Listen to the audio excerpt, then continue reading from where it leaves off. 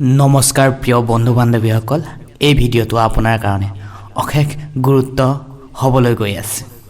হয়, অসমীয়া নতুন বছৰ আপোনাৰ বাবে কেনেকুৱা হ'ব জানিবলৈ এই ভিডিঅ'টো আৰম্ভণিৰ পৰা শেষলৈ চাওক। ভাগ্য হঠাৎ উজলি উঠিব, ইনকামৰ ক্ষেত্ৰত লাভ হ'বনে, জীৱনত আহিব ডাঙৰ পৰিৱৰ্তন, কাৰোবাৰ জীৱনত আহিব আকৌ বিশাল সাংঘাতিক পৰিৱৰ্তন। প্ৰিয় দৰ্শক, অসমীয়া নতুন বছৰটোত আপোনাৰ কেনেকুৱা হ'ব? আয়, ব্যয়, চাকৰি, ব্যৱসায়, প্ৰেম, পাৰিবাৰিক জীৱন, শুভ ৰং, শুভ বাৰ, শুভ দিন, শুভ সংখ্যা সকলোবোৰ সোমাই আছে এই ভিডিঅ'টোত।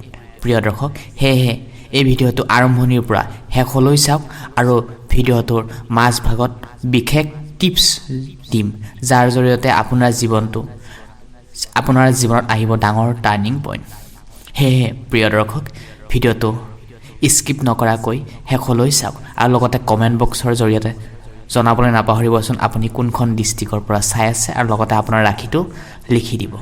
আপোনালোকক আটাইকে অসমীয়া নতুন বছৰৰ 2026-27 অসমীয়া নতুন বছৰৰ আন্তৰিক শুভেচ্ছা অভিনন্দন থাকিল আমাৰ ইউটিউব চেনেলৰ তৰফৰ পৰা।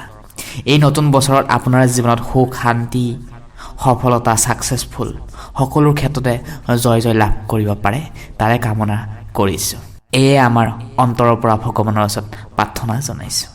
আৰম্ভণি মানেই নতুন আশা, নতুন সুযোগ, নতুন পথ। এই বছৰটো আপোনাৰ জীৱনত বহুতো গুৰুত্বপূৰ্ণ পৰিৱৰ্তন দেখা যাব।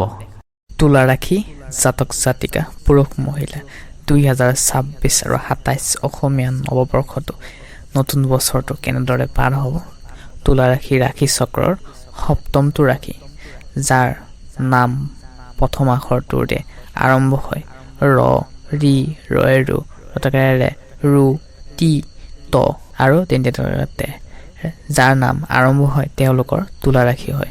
তুলা ৰাশিৰ জাতক জাতিকাসকলৰ তেওঁলোকৰ মুখমণ্ডল খুব সৌন্দৰ্য হয়, অতি মৰমৰ হয়, মিঠা মিঠা কথা, ধুনীয়াকৈ কথা ক'ব পাৰে, আনক ৰেচপেক্ট কৰিব পাৰে, কিন্তু খং উঠিলে এওঁলোকে অলপ কিছুমান খেলি মেলিও হোৱা দেখা পোৱা যায়।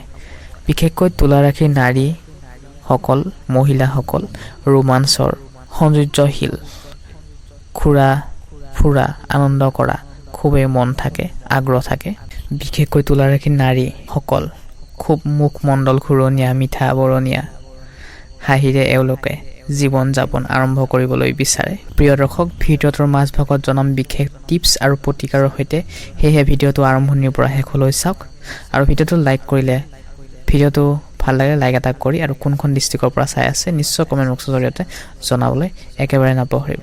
প্ৰথমে আমি জানি লওঁ আহকচোন, এই বছৰটোত কন্যা ৰাশিৰ জাতক জাতিকাসকল ব্যৱসায় বাণিজ্য ইনকামৰ ক্ষেত্ৰত কেনেদৰে পৰিৱৰ্তন হ'ব? সমস্যা আহিবনে নে ব্যৱসায় বাণিজ্যত সফল হ'ব পাৰিব? তুলা ৰাশি ব্যৱসায় বাণিজ্য কাৰক গ্ৰহটোৱে হৈছে মংগল। বছৰৰ আৰম্ভণিতে শুভ ফলদায়ক নহ'ব, কিন্তু যিকোনো ব্যৱসায় কৰাৰ আগতে মাৰ্কেটখন চাই লোৱাটো আপোনাৰ কাৰণে অত্যন্ত জৰুৰী। আৰু যিসকলে কোম্পানীত চাকৰি কৰি আছে, প্ৰাইভেট জব কৰি আছে, বেংক, এক্সিছ বেংক বা আপোনালোকৰ প্ৰাইভেট ছেক্টৰৰ বেংকত লগত জড়িত হৈ আছে, তেওঁলোকৰ ইনকামৰ ক্ষেত্ৰত যথেষ্ট ভাল পৰিমাণ মধ্যম থাকিব। বিশেষকৈ তুলা ৰাশিৰ ব্যক্তিসকলৰ গ্ৰহটো হৈছে শনি, যিসকলে ছাত্ৰ ছাত্ৰী আছে পঢ়া শুনাৰ ক্ষেত্ৰত অশুভ প্ৰভাৱ পৰিব পাৰে। কিমাননো আৰু পঢ়ি থাকিম, কিমাননো আৰু ষ্টাডি কৰি থাকিম, ভাল নলগা হৈছে, অলপ ফুৰিব যায়, এনেকুৱা ধৰণৰ মাইণ্ডছেট আহিব পাৰে। কিন্তু আহিলেও 15 কাতিৰ পাছত গুৰুৰ আশীৰ্বাদে, বৃহস্পতিৰ শুভ দৃষ্টিৰে আপোনালোকৰ শিক্ষাৰ ক্ষেত্ৰত সকলো ভাল হৈ যাব। তাৰ কথা জনাওঁ তুলা ৰাশিৰ কিছুমান ভৱিষ্যত অতি সুন্দৰ কেনেদৰে পাৰ হয়। প্ৰিয় দৰ্শক, তুলা ৰাশিৰ জাতক জাতিকাসকলৰ ভৱিষ্যত অতি উজ্জ্বল আৰু সন্তানৰ প্ৰতি অতি সহায় আৰু চিন্তাশীল, আকৰ্ষণীয় হয়। কিন্তু বিবাহ ফেমিলিৰ লগত লাগি থাকোঁতে কিন্তু বিবাহৰ ক্ষেত্ৰত এওঁলোকে পিছপৰাও দেখা পোৱা যায়। নিজৰ কথা অলপ কমকৈ ভাবে, ফেমিলিৰ কাৰণে কৰ্মবোৰ কৰি থাকোঁতে এওঁলোকে নিজকে পাহৰি যায়। মই এক আত্মা আহিছোঁ এই 2 দিনমানৰ কাৰণে যে সকলোৰ লগত মিলাজুলি কৰি আগবাঢ়ি যাবলৈ লাগিব। লাগি থাকোঁতে নিজৰ কেৰিয়াৰৰ কথাও পাহৰি যায়। লাষ্টত কিন্তু বদনাম এটাহে হয় আপোনাৰ। সেয়েহে অধিক পাত্তা, উপদেশৰ জৰিয়তে জনাইছোঁ, অধিক পাত্তা আপুনি কাকো নিজক বিলিভ নকৰিব, ভাল নাপাব। আপুনি আগত নিজক ভাল পাওক, তেনেহ'লে আপুনি ফেমিলি, সমাজখনক, আমাৰ দেশখনক ভাল পাব পাৰিব। তাৰ আগতে প্ৰথম নিজক ভাল পাব লাগিব। মই আপোনালোকক নিগেটিভ কোৱা নাই, পজিটিভটো কৈ আছোঁ। আনৰ ভুল ধৰাৰ আগতে নিজৰ কিছুমান ভুলবোৰো আমি শুধৰাই লোৱাটো খুবেই অত্যন্ত জৰুৰী। মাজে মাজে কেতিয়াবা বহুত খং উঠি যায়, কিন্তু কণ্ট্ৰল কৰি থাকে বহুতেই ভাল। প্ৰেমৰ ক্ষেত্ৰত, প্ৰেম সম্পৰ্কৰ ক্ষেত্ৰত তুলা ৰাশি জাতক জাতিকাসকলৰ চঞ্চল পাতল হোৱাও দেখা যায়। যিকোনো ক্ষেত্ৰত স্বভাৱ প্ৰকৃতি সুন্দৰভাৱে অনুভৱ কৰে, কিন্তু তুলা ৰাশিৰ লোকসকলে প্ৰেম সম্পৰ্ক স্থাপন কৰিব বিচাৰে, কিন্তু বাহিৰা লোকৰ লগত, থাৰ্ড পাৰ্চনৰ লোকৰ লগত অহাৰ কাৰণে এটা সুন্দৰ ৰিলেশ্যনশ্বিপ নষ্ট হৈ যোৱা দেখা পোৱা যায়। প্ৰিয় দৰ্শক, জীৱনটো এবাৰহে, সেইকাৰণে জীৱন সংগীত আমাৰ যদি বিশ্বাসযোগ্য নহয়, ভাল নহয়, তেনেহ'লে আমাৰ জীৱনটোৱে খেলিমেলি হৈ যায়। থাৰ্ড পাৰ্চন ব্যক্তি যদি আপোনালোকৰ ৰিলেশ্যনশ্বিপত সোমাব বিচাৰে, আপোনালোকৰ সংসাৰত যদি সোমাব বিচাৰে, নিশ্চয় তেওঁলোকক এণ্ট্ৰি নিদিব। তুলা ৰাশিৰ লোকে ধনু ৰাশিৰ লগত সম্পৰ্ক উচ্চ কৰিলে তেওঁলোকৰ জীৱনটো সুন্দৰ অতিবাহিত কৰিব পাৰিব, আৰু লগতে সিংহ ৰাশিৰ লগত মেটচিং হয়, বৃশ্চিক ৰাশিৰ লগতো মেটচিং হয়। কিন্তু এইকেইটা ৰাশিৰ লগত আপোনালোকৰ যদি বিবাহৰ ক্ষেত্ৰত, প্ৰেমৰ ক্ষেত্ৰত যদি আগবাঢ়ি যাব বিচাৰে, তেনেহ'লে খুবেই অত্যন্ত ভাল হ'ব আপোনালোকৰ জীৱনটো। বাকী থকা যে আপুনি ৰাশিৰ লগত যে আপোনালোকৰ তালমিল নহ'ব, সেইটো মই ক'ব যোৱা নাই, কিন্তু মই আগতে কৈছোঁ যে ভিডিঅ'টোৰ আৰম্ভণিৰ আগতে পজিটিভখিনি আমি আলোচনা কৰিছোঁ। প্ৰিয় দৰ্শক, বাকীকেইটা ৰাশিৰ লগত আপোনাৰ তালমিলটো ইমান এটা ঠিক নাথাকে, সেয়েহে এইকেইটা ৰাশিৰ লগত সিংহ ৰাশি লগতে ধনু ৰাশিৰ লগত খুবেই ৰাজযোগ মিলিছে।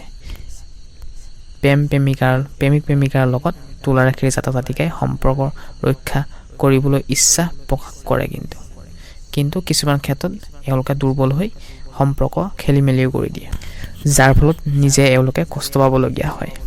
2026-27 অসমীয়া নতুন বছৰটোত পৰাই বৃহস্পতিৰ আশীৰ্বাদে কৰ্ম আৰু চাকৰিৰ ক্ষেত্ৰত এটা ভাল পৰিৱেশ শুভ নহ'বও পাৰে। কষ্ট কৰিব লাগিব। অকল কষ্ট কৰিলে নহয়, স্মাৰ্ট ৱৰ্ক কৰাও আপোনাৰ কাৰণে খুবেই অত্যন্ত জৰুৰী। কষ্ট আৰু মেহনত, স্মাৰ্ট ৱৰ্ক সকলো মিলাই চলাই আমি আগবাঢ়িব লাগিব। অকল কষ্ট কৰি থাকিলেও এই দুনিয়াখনত কৰোৰপতি হোৱা নাযায়, জীৱনটো চলি থাকিবহে পাৰে। সেয়ে আমি স্মাৰ্ট ৱৰ্ক কৰাও খুবেই অত্যন্ত জৰুৰী। প্ৰিয় দৰ্শক, 15 জেঠৰ পাছত কিন্তু কৰ্মস্থানত কিছু শুভ হ'ব আপোনাৰ। শিক্ষাৰ ক্ষেত্ৰতো কিমানৰ পঢ়া শুনা কৰিম, অলপ এলেহুৱা ভাবো আহিব পাৰে, কিন্তু শুভ ফল পাব। 15 কাতিৰ পাছত গুৰুৰ আশীৰ্বাদে, বৃহস্পতিৰ কৃপাত আপোনালোকৰ ভাল দেখা পোৱা গৈছে। ধনৰ ক্ষেত্ৰত, ইনকামৰ ক্ষেত্ৰত কিন্তু 15 জেঠৰ পাছত সপ্তম ঘৰত মংগল অহাৰ লগে লগে আপোনালোকৰ বৃহস্পতি গ্ৰহৰ কৃপাত তুলা ৰাশিৰ ব্যক্তিসকলে সেনা বাহিনী, পুলিচ, বিমান, জমিদাৰ, উকিল আদিৰ কৰ্মৰ ক্ষেত্ৰত তেওঁলোকে ধনস্থান হৈ কেৰিয়াৰৰ ক্ষেত্ৰত উজ্বলাব পাৰিব। কিন্তু কষ্ট কৰি যাওক, সময়ৰ কাৰণে ৰখি নাথাকিব। সময় গৈ থাকে মানে আমাৰ জীৱনটো আধা জীৱনে গুচি যাই থাকে। সেইকাৰণে সময়টো সদব্যৱহাৰ কৰি আপুনি আগবাঢ়ি যাবলৈ চেষ্টা কৰক। এই বছৰটো আপোনালোকৰ অশুভ গ্ৰহটোৱে হৈছে শনি আৰু মংগল। সেয়েহে আপুনি অশুভ গ্ৰহৰ বাবে শ্ৰী শ্ৰী নৱগ্ৰহ পূজা নিজৰ গৃহত কৰিলে আনৰ লগতে আপোনাৰো ভাল হ'ব, আপোনালোকৰ ফেমিলিৰো মংগল হ'ব। এতিয়া আমি জানি লওঁ আহকচোন আপোনালোকৰ শুভ তাৰিখ, শুভ দিন, শুভ বাৰ। তাৰ আগতে জনাওঁ যে এতিয়ালৈ যদি চেনেলটি ছাবস্ক্ৰাইব কৰা নাই, চেনেলটি ছাবস্ক্ৰাইব কৰি থ'বলৈ একেবাৰে নাপাহৰিব। আপোনাৰ অলপ মৰমে ছাবস্ক্ৰাইব আমাৰ নতুন নতুন কণ্টেণ্ট বনাবলৈ উৎসাহিত কৰে। প্ৰিয় দৰ্শক, আপোনালোকৰ শুভ তাৰিখ হৈছে 6-15, আপোনালোকৰ শুভ বাৰ হৈছে শুক্ৰবাৰ। প্ৰিয় দৰ্শক, আপোনালোকৰ মিত্ৰতা হৈছে বৃশ্চিক ৰাশি, কুম্ভ ৰাশি, মিথুন ৰাশি।